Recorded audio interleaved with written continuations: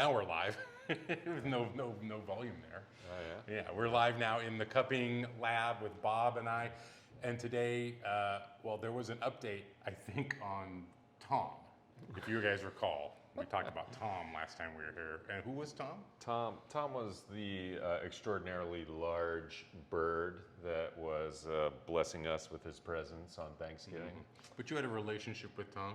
Yeah, we did. You knew Tom? Tommy was he was in the yard for a while, a buddy of mine's yard, not our yard, but yeah, ended up being, as we mentioned before, a 39-pounder that went in our oven, and yeah, turned out great. Yeah. You know, I'll just I could expand, but no waste. You know, this was the concern that we were talking about. Everything right down to the making stock out of the carcass and such. So yeah, wonderful. Tasted great. Awesome. Did get dried out, which is always a risk, obviously. Always a risk, yeah. But no, we're pretty happy with the results. Turkey soup. Turkey pot soup, pies. turkey pot pie, We were talking turkey about salad. We were talking about the price of peas and how the price of pea, or like pea, there was pea scarcity about a year and a half ago when the first rounds of the new meat, impossible meats and meat substitutes started coming online because they use pea protein. And Bob just mentioned, yeah. I noticed a spike in the price of frozen peas when I was looking to, you know, throw some in the pot pie. My so fault. I eat impossible. Hey, you know, so the market will respond as it always does, right? True And things will balance out. So, But that's what we're here to talk about that's today. Right. That's the follow up on the turkey. We wanted to follow up on Tom. Yeah. But we're here discussing additional holiday cheer today. Kind of a coincidence that we ended up launching the UNtrue Mocha Java around this time of year. I kind of wanted to offer something in addition to the holiday blend that was really special. As you may or may not know, we usually bring in a new origin coffee as well, which I can talk a little bit about that. But no, so we landed on offering this UNtrue Mocha Java, and I mean, we always have the Mocha Java on our menu or offer sheet, and it was an interesting thing that probably in August I decided I wanted to try and work something like this out, and it was difficult, you know, as you probably know, sourcing high quality coffees from Java has been challenging over the past however many years, decades. and in addition to Yemen, so some Yemenese coffee, and that's kind of the crux of UNtrue Mocha Java, in my opinion, and a lot of this is opinion. So depending on who you talk to and what makes this blend what it is, people have different ideas about what makes a Mocha Java, what makes a true Mocha Java, why even put UNtrue Mocha Java on the label. But in my eyes, in my opinion, if we're going to call something UNtrue Mocha Java, it should be coffee from Java, the island in Indonesia, and from Yemen as well. And the history there is kind of what dictated what went in these blends. A lot of people would say, you know, anything from Ethiopia and anything from Indonesia could potentially, you could call it Mocha Java or true Mocha Java. A natural process. Yeah, natural process from Africa. From East Africa, but I'll say, you know, Ethiopia or Yemen. There really haven't been too many supply issues with Ethiopia yet. In fact, there was a Roasters Guild retreat that I attended probably, this is where my concept of time might be a little warped, but I want to say it was at least 10 years ago, if not more, 15 years ago, and there was always this Roasters Challenge, right? Like where you form teams and you would you'd be given some green coffee. You'd have to roast it up, work it out, and then you'd blend up your thing or put whatever your coffee offer was on the table, and everyone would cup them and score them and so forth. However, this particular one, the theme was Mocha Java, right? So there were all different options of what you could use to make your blends and so forth. And there was a lot of discussion about what's appropriate to use, what's not appropriate to use. So it is kind of an ongoing debate. However, in the context of what we're doing here at Bad Dwarf and Bronson, the true Mocha Java is coffee from Yemen and coffee and estate coffee from Java. So you out there might know that we have had Mocha Java on our menu, available in our stores, available here online. This is a differentiation for that. Now, I want to give everybody out there an opportunity. I'm going to put a link through right now so that you can go to the website and read up on it. We'll show it later here as well. And I want to let you know that about 3/4 of the way into today's show, I'm going to reveal a special code. Now, you know, we always have our 10% code, right? We always have that. But I'm going to put on a special code just for this True Mocha Java that we're offering for you today watching this. And it's limited in time because this is a limited in time and a very special coffee. So just want to give you a heads up. If you're watching this now, you have to stick around to see what that code is. It's not going to be put on the website. It's not going to be sent in emails. It's only here at this video while we're listening to Bob talk about the history of this blend and then this iteration of the blend. Yeah, so historically, coffee, well, it started in Ethiopia. It was exported out of East Africa, and at the time, there was a lot of colonization going on in what is now Indonesia. The Dutch were really heavy into trade and expanding borders. And had quite a navy to back it up. Yeah, had a few ships. So the path of coffee would be leaving the port of Mocha in Yemen, present-day Yemen, going up into Indonesia through the islands of Indonesia, in particular Java, and the Dutch had also previously exported coffee up there and started these coffee estates in Java that was producing a lot of coffee. So what would happen was the coffee would get exported out of East Africa, go through the Dutch port, get blended with their Javanese or that coffee, and then get further shipped back to Europe. So that's kind of the real basic history of how this originally worked and how we originally came up with those two ingredients getting put together. So August, 6 months ago, whatever it was, 5 months ago, and I'm like, you know what? Let's figure something out here. I've been seeing more Yemen coffee offers, so I thought that could be a potential. And I'm like, you know what? Having worked here for as long as I've worked here, having kind of this nostalgia for some of the history of the company, and I'm like, let's do it, because we used to have both True Mocha Java and Mocha Java. Oh, we'd offer them at the same time. We'd offer them at the same time, yeah. So you'd be able to call up and be like, well, and it would spur some conversation between, well, what's the difference? And these were the differences that we talk about. I didn't want to offer them both simultaneously this go around, just because I want people to buy this one. It's right? it's a conversation. Too. It's a conversation. So I did find a coffee, a Yemenese coffee that tasted like my memory of those coffees, and I was able as well to source a good PTP. So the other thing is there is quite a bit of coffee coming out of Java these days. A lot of they're doing the wet hulling that's most common in Sumatra. It had been a while since I had tasted coffee from the government, what's called the PTP estates, that satisfied the qualities that I really look for in those coffees. However, I managed to find one, in fact two, this year that really kind of made me think, wow, this is what this is what I remember this coffee tasting like. And one was from Blawan, is the name of the estate, and the other is a Jam Pit estate. So let's get some water on this. Let's get these going, and I'll keep yakking, because that's what I do. I'm a yacker. He's a yacker, but we also, you all know that when we do this process, there's several stages to cupping. The first thing is we are going to go through and smell the aromatics of the coffee. After that, we'll add water. We then break the crust.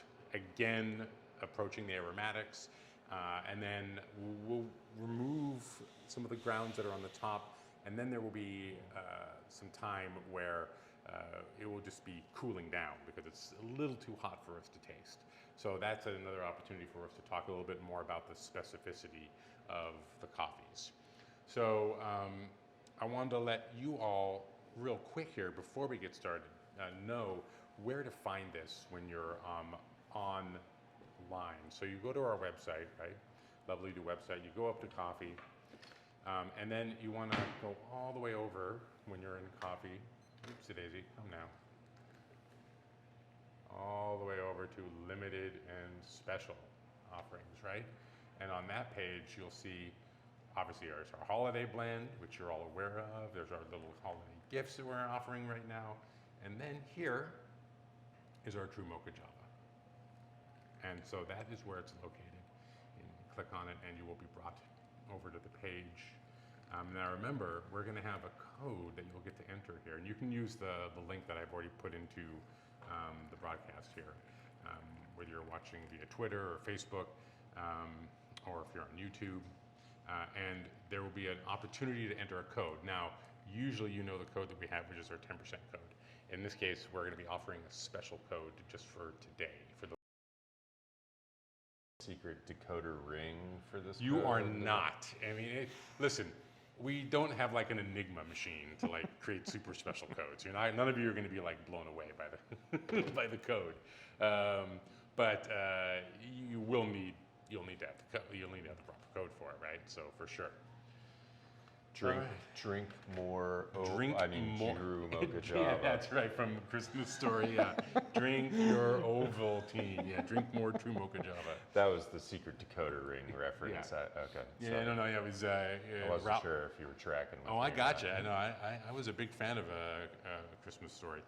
The one thing I liked most about it was Oh Fudge, if you know the movie. You know what we watched last night, and this is funny because we're a Christmas and a Hanukkah house.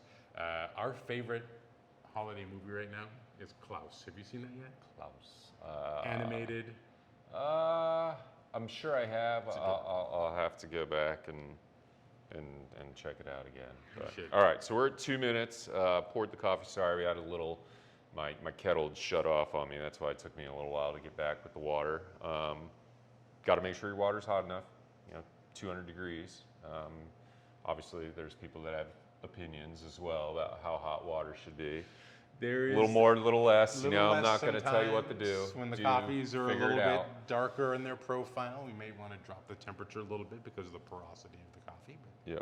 So in this case, the other thing that I'll talk a little bit about is we historically would have blended these just at 50-50 and done whatever we thought was, well, we just did it because that's what you did for Mocha Java, right? 50 Mocha, 50 Java. The cup profile of the Yemen that went into this, obviously it's pretty flavorful coffee, real bold, has those flavors of tobacco and strawberry that I really appreciate from these coffees. So we actually tone that down a little bit in this blend, and it still, in my eyes, shines through at a high enough percentage. Not much, but we ended up settling on 60-40, so it's 40% Yemen and 60% Java. As you can imagine, based on the flavor descriptions, the strawberry milk, cherry, clove, I believe that's true, right? I mean, it's one of those things you're always like, man, are they just making this up? They're throwing a dart against a list of flavors. Yeah, and cherry, it says cherry and clove, and we've had this discussion whether or not when you say tobacco, are there like negative connotations associated with that. But it's an interesting thing. Often when I talk with folks, if I have been sharing a coffee that uses that flavor descriptor,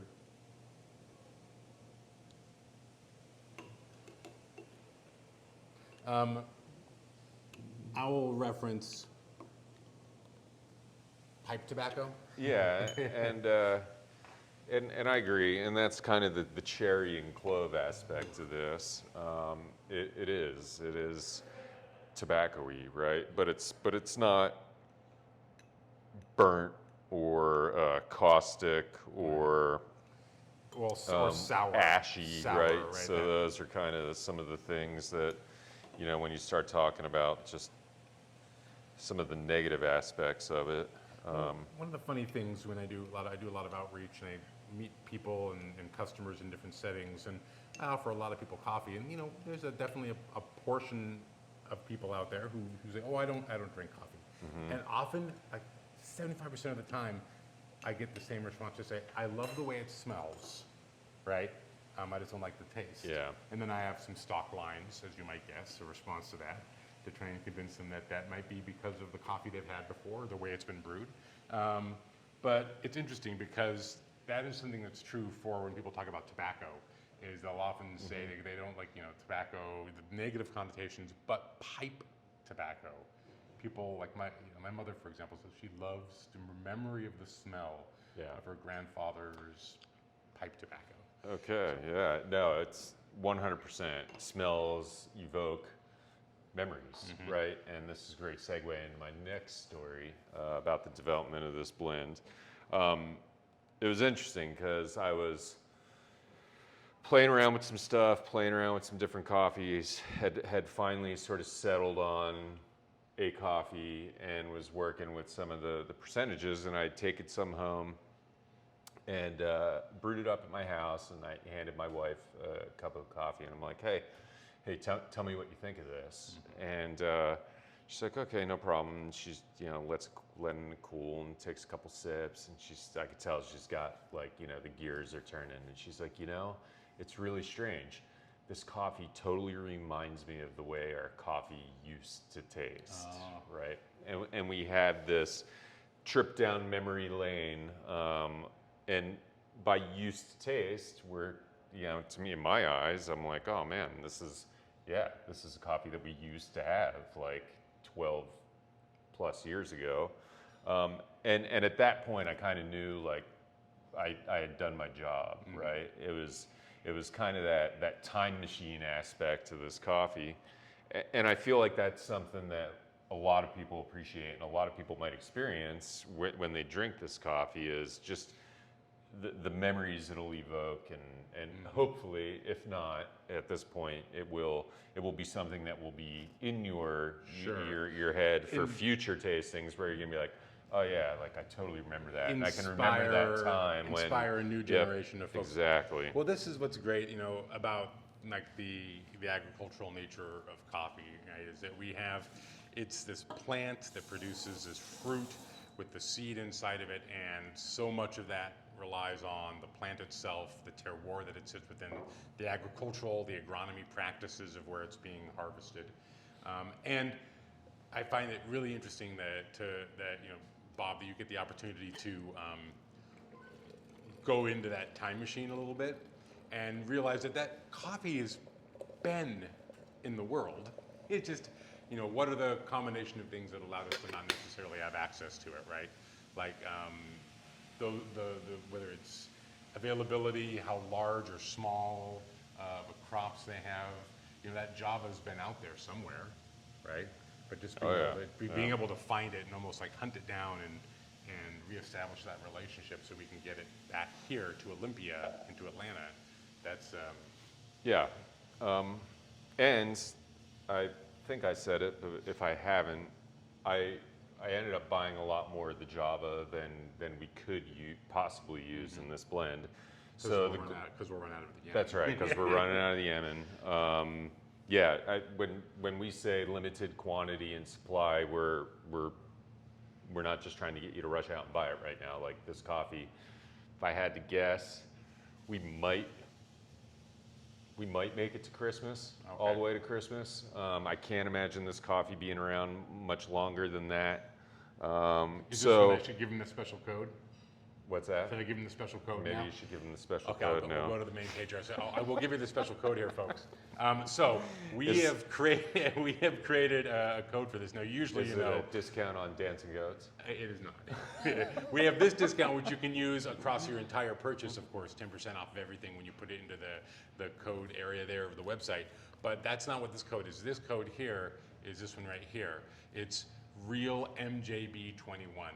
Real MJB21. You'll need to write that down, reference it. I'll say it again. Realm. The JB. Realm JB. That is going to get you 15% off of the purchase of this coffee, and it's one-time usage, and it expires in 30 days, but that's about how much time as we'll have for the coffee. Yeah, so you might want to have it expire in 15 7 days. Yeah. Yeah. We had a discussion about it, but anyway, we really want to incentivize folks to try this because of everything, all the work that's gone into it, but also just the opportunity, right? That it is just going to be this very special experience that, you know, when was the last time we had this coffee? I have no idea. This is, like I said, if I would say 15 years ago, but I'd have to dip into the archives to real. Oh, is that a question from yeah? Yep. No, she's just saying hello from Ontario, Canada. Good to see you. Thanks for being here. If you 15 years, at least 15 years 15 ago. years. Okay, Yep. so there it is. It's now. Not to say we won't be able to recreate it next year. No, or 3 months from now. Like I said, there have been more coffees showing up. So, and people need to understand. I mean, coffee from Yemen is expensive, right? This isn't, and as it's reflected, I think this is probably the most expensive coffee we're selling right now, and that's why, right? Because it's 40% Yemen, and Yemen's really expensive. So Java's not cheap either. So coffee's not inexpensive these days if you've been paying attention to what's just in general going on. And that's just the raw material, the coffee itself. Don't even get me started on freight costs and logistics and such. Which are kind of fun now, right? Oh, just a barrel of monkeys every week. So yeah, while we're here, you know, we got a couple minutes before these are. So the other Origin coffee, and I had kind of alluded to this, and I think the email blast is going out today to all newsletter subscribers. The Finca Lafani from El Salvador which was a coffee that I had originally intended to have, you know, speaking of logistics, a month and a half, 2 months ago. Finally it landed, cleared, we got it in the roastery, we've been roasting it. So this week's the week. So we've launched that coffee. You'll be getting an email about that coffee. So it's a coffee from El Salvador. 100% Red Bourbon is the variety of that. From the Silva family, which is a family that we've been buying coffee from for multiple years. In the past, if you remember. Was it the Siberia as well? Finca Siberia. Yep. Finca So Siberia. that's what we've purchased in the past. This is another one of their farms. Wonderful, lovely coffee. We can talk about that one at length as well, but I just wanted to give people the heads up. Yeah. That's going to be showing up in their mailboxes here shortly. So, yeah, I'm kind of feeling like I don't want to say I'm overwhelming people with new coffees right now, but just the nature of shipments and how long everything's kind of taken to get here. I felt like we kind of had a dry spell about 5-6 months ago, and this was when I thought I'd be receiving a lot of these coffees, but things are just taking a long time to get through ports, get through customs, get on trucks, get to our roastery. I'm sure people are experiencing this with other items as well, like Nintendo Switches. Coffee brewing equipment. Yeah.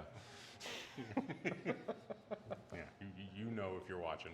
All right, so should we All taste right, this? let's do it. All right. We're there. And yeah, so just keep that strawberry milk, cherry, and clove description in mind.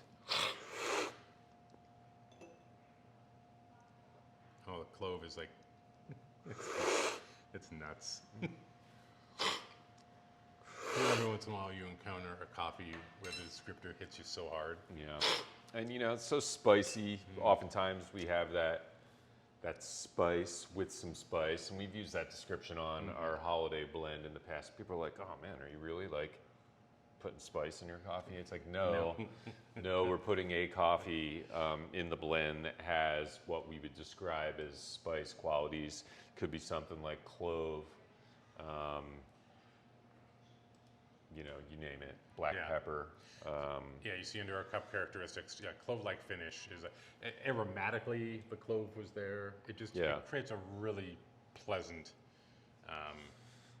experience right off the bat. So. Yeah, and the strawberry milk, we often say strawberry, but the milk aspect to this, it does have that just real kind of creamy, lactic quality to it.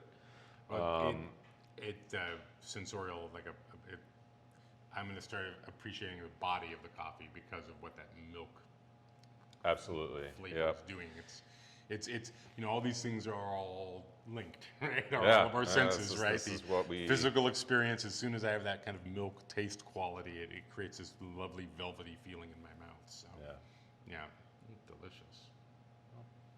It's not for everybody, right? I mean, This is like all our coffees, and the reason why we have so many different offers is because we try and offer a little bit of something for everybody, and rightfully so. I mean, there will be people that will drink this coffee, and they might say, here's what we get a lot. It's like, it tastes good and I like it. I might have one cup of it, right? I mean, it's just like the flavors are that distinct and bold that. I would describe this coffee as a 1 cup of coffee, right? It's dessert coffee. Yeah. And if you look at something like the El Salvador that we just released, and I think even on the description that you're going to see, it's like grab a book, grab a blanket, curl up on your couch with this coffee, and it's something that I would say you could drink this coffee all day long, right? Kind of the opposite end of the spectrum. Nice in the morning. It's rests lightly on the palate. None of the flavors are really that overwhelming. They're distinct but not overwhelming. Yeah. This is, for sure. Yes, the chat did pop onto the screen, Riley. I like to have it up there sometimes. You guys want to see it again? There it is. Look at that. And I can even respond to Riley. That's right. Boom. Maybe he was saying, don't let the chat pop up. Well, I do control it. I can control it. So, all right, well, folks, there's in the chat, depending on what platform you're in, you can see a link for the coffee, and then I'm going to show you again really quick. There it is, Real MJB21. That is the code. I'm not going to write it down. You have to be watching to be able to see Screenshot. it. Get those screenshots. So, folks, thank you so much, Bob. Always, thank you so much. Thank you for the time specifically for this. I didn't work for Batdorf 15 years ago when we had this coffee. Yeah. So it's for me, just as someone who works here and works with you, it's really a pleasure to be able to get that little kind of look into what we've had an experience with in the past. And I think there will be some of our longtime customers out there who will probably feel the same way. So. Yeah. Well, let us know what you think, as always. Always looking for feedback. And so far so good with this coffee. And it's one of those for sure that by the time you get cozy with it, it's going to be gone. Yeah. So keep that in mind. Yeah, here. So, folks, thank you so much for joining us. We'll be back in a couple weeks with another coffee to review. And we'll see how the special codes do. Maybe we'll have a special code for that one too. I don't know. We'll see. As always, it's a pleasure to have you here in the Cupping Lab with Bob and I. Enjoy this coffee. Enjoy the next several weeks as we move into the holidays. And we look forward to having you here in the Cupping Lab at some point in the very near future. Right? Take care.